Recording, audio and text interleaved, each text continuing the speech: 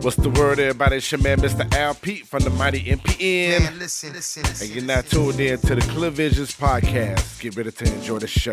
Are we clear? 1 2 1 2 check 1 2 1 2 3 4.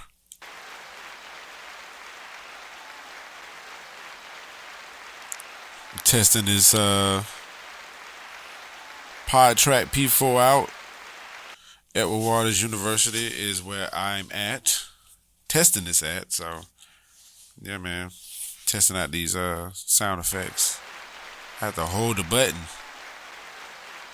Gotta hold the button, hold the button, hold the button, hold the button. So, anyway, good day, good afternoon, good evening to my people who, whenever you are listening to this.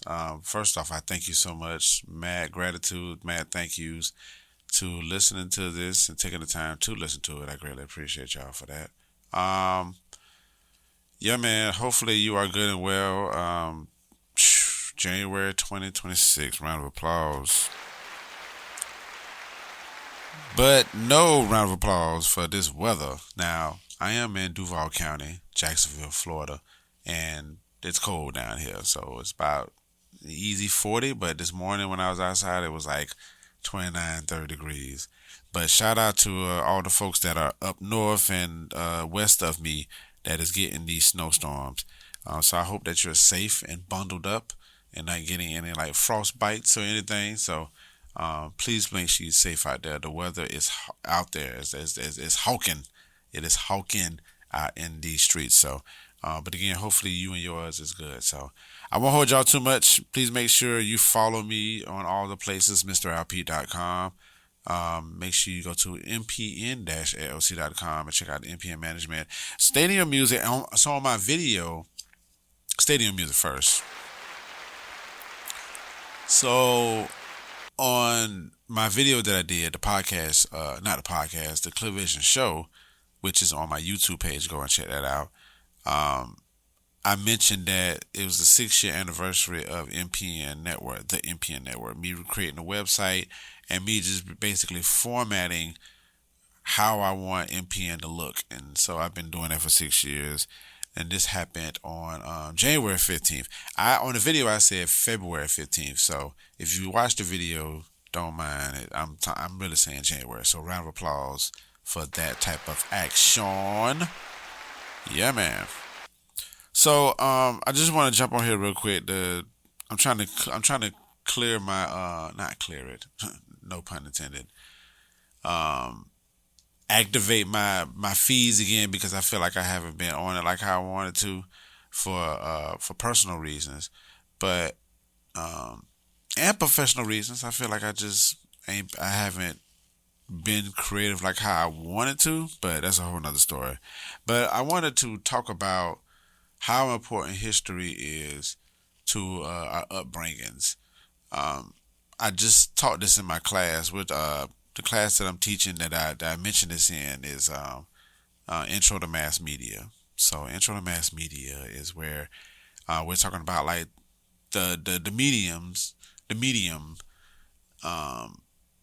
of the information that we get, basically. So we're as I tell the students, it's the car, and we're the messengers, we're the drivers of the information, but the car is the media, or the medium, depending on how you want to phrase it or whatever. So that's how the information gets to point A to point B. So in that class, we talked about, this week we're talking about the history of mass media. And I mentioned that that is very important to know that, know the history of things. And I, looking at the history of like how journalism and communication and all that came about, but any type of history, it could be, it could be less pleasant or, to be frank, boring.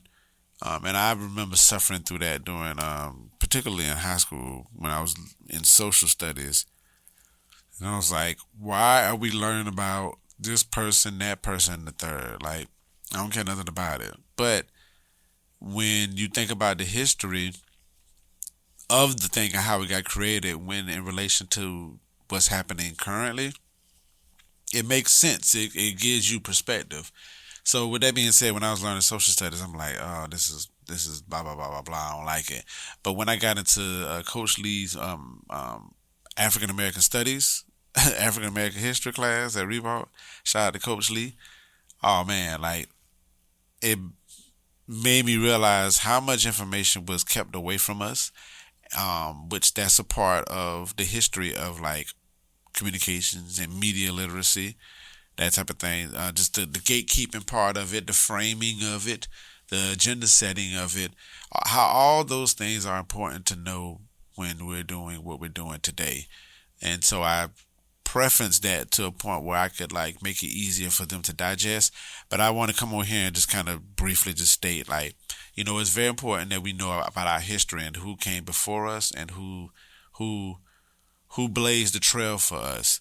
Um, that history, I mean, depending on what it is, it could be daunting, it could be inspiring, it could be very telling, it could be compelling, it could be sad, it could be all those things. But I do feel like it is very important in the walk of life that you have, or the purpose that you're serving, that you know the people and the things and the situations that came beforehand.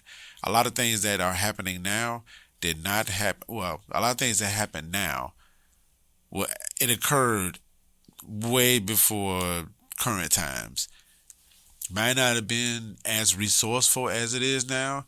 Might not have been as effective how it is now. It just depends on what we talking about situations. But when we talking about like the history of something, I feel like it's very important for one to understand who existed in this space, how was it created, how does the audience relate to it now versus then. Are the topics the same? Like all those things matter. History definitely matters to your walk of life. So I just want to encourage people, the things that you're doing, whether you are, a capitalist or, or a person that just loves people, it would do you some justice to know about your history and to know about where your history, where your path is now and where it came from. Because I mean, unless you create something very, very new up under the sun, there's nothing new up under the sun. So I think it just is, it's important to know our history when it comes to all things, when it comes to personal and just professional, culturally, socially, classism type action, like the same stuff um, that is that is happening now has happened in some formality before. Prime example, we talk about the penny press. We talked about the penny press like, first off, the people of power did not want people to have the information. So when when the newspaper came around, it made it very discouraging for people to keep away from getting the information because they found a penny and they bought the information that they needed to know about their cultures, their communities, what was going on around town, etc. So, and from my understanding, I gotta reference this again. I gotta do my research, but from my understanding, I believe that there was like two papers that came out a day. So I think one came out in the morning and one that came out in the evening. But this is nowhere near different. This is not different from social media today. We get information at 10 o'clock in the morning. We have an update by 10:55. We got the whole full story by like 1 o'clock in the afternoon. So hope y'all understand what I'm saying. I just wanted to give that example of how like things that the history of how things are happening is not too far off from what it is now. Now, do we think that we're gonna do we look at this history and say, oh, this is what we're going to do? I feel like to a degree, we don't even realize we're doing it. I just feel like that's a form of manifestation. That's just a form of energy, synergy that's around. So I don't think directly that people are looking at what happens in history and doing it. And I gave another example to the students. I said, well, I always wanted to know why I work so hard. I really wanted to know why I work so hard. I'm talking about I work very hard. But I had to realize, that my granddaddy works hard. May he rest in peace. But when he was around, I was like, he was working. I'm talking about working. And so I didn't directly watch him, so to say. But at the same time, too, I knew what he did, and I knew that he was always gone. But it was for the betterment of the family. You know what I'm saying? So I obviously got some of his energy in me.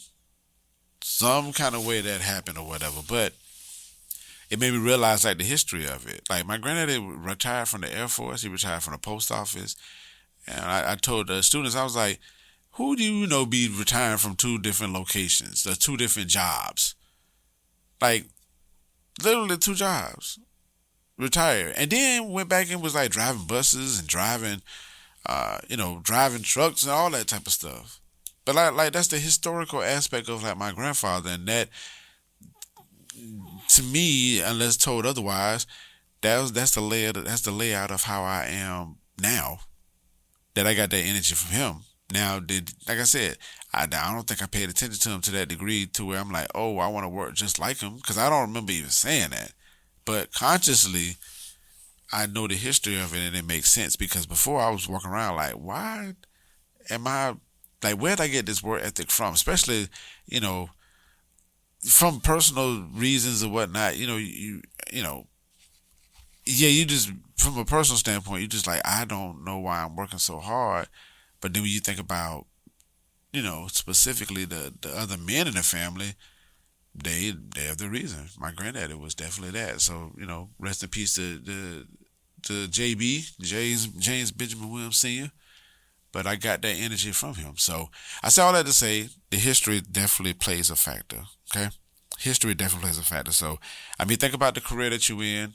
Go do some history. See who are the four founders of that thing. You know what I'm saying? Even if it was back in 2000, that was 26 years ago. It's still, it's history. So I would just advise people to kind of do the history, do the data, and see what people, how those cultures worked, how those communities, reacted to it. What was the consumer behavior back then, or whatever the case may be? Like, who were the top players of this genre, or this group of people, or this community institution? Like, who were those forefounders, and see what they ideals were, and how they use their resources to build this thing up and build that up, or whatever the case may be. So yeah, I definitely recommend everybody do their history checks and see where people come from. So all right. So I just wanted to get on here and share what we were talking about in intro to mass media class. More of this will be done at some point. Maybe I need to turn this into an audio type of history aspect. I don't know, but I just want to get on here and share it. And plus, I got to find out if I'm able to, to be, not to be, but to, I guess, give information out like that. One of my friends, my coworkers, was saying that I could record myself giving a lecture. But I just want to make sure that I stay, in compliance with, the school and, all of that. So I'll find out all that and let you know. But definitely would love to get more involved in like sharing some of the stuff that I share to the students. So, yep. All right. I am out of here, y'all. Thank y'all so much for listening. I appreciate y'all. Oh, a round of applause for that 2,500 downloads. Even though I've been podcasting for a very, very, very long time, I think since I put it on social media, yeah. So I'll keep y'all posted on that. I'll keep y'all posted. So, but again, thank y'all so much. Please make sure you follow me on all the socials, Mr. Al Pete and MPN Management and the Groove Suite. February 6th is a new Groove Suite. So y'all make sure y'all get those tickets and check that thing out, man. So, but y'all be good, be safe. Please be safe and stay warm. All right. Be good to yourselves and be good to others. It's Mr. Al Pete signing off to the top. Clear Visions Podcast was produced and engineered by myself, along with the intro and outro music. Subscribe to this podcast that's available on MrAlPete.com, mpn-llc.com, and on all podcast platforms. Thanks for listening, everyone. Building but becoming to the top.